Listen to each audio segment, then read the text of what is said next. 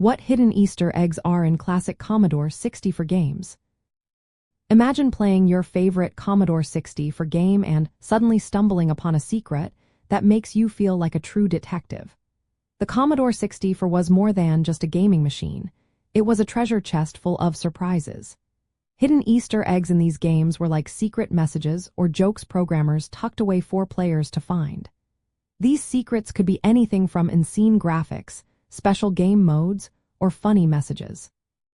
Finding them was part of the fun and added a layer of mystery to gaming in the 1980s. Some Easter eggs were easy to discover, like pressing certain keys at just the right moment.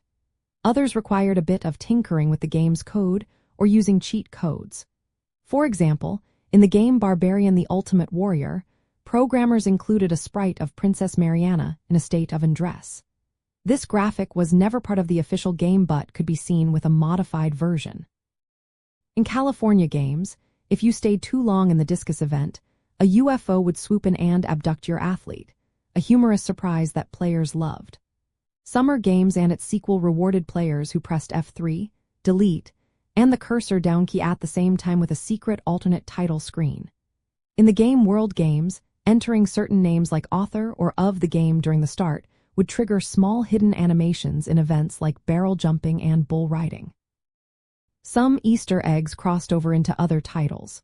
For instance, Zack McCracken and the Alien Mindbenders had a hidden petrol can on Mars that was needed in the related game Maniac Mansion.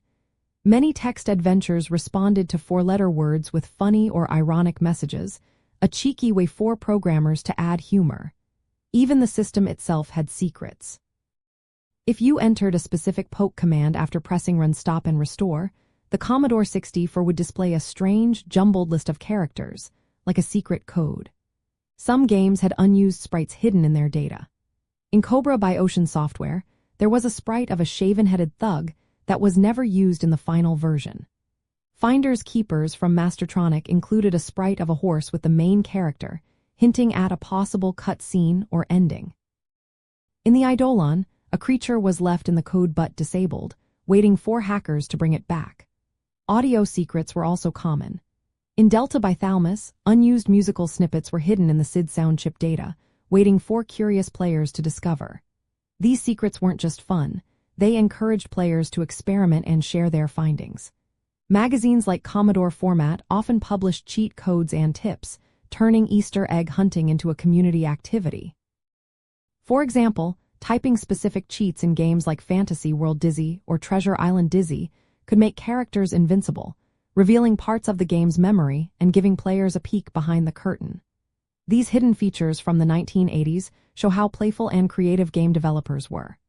They turned simple games into adventures filled with surprises, jokes, and secrets.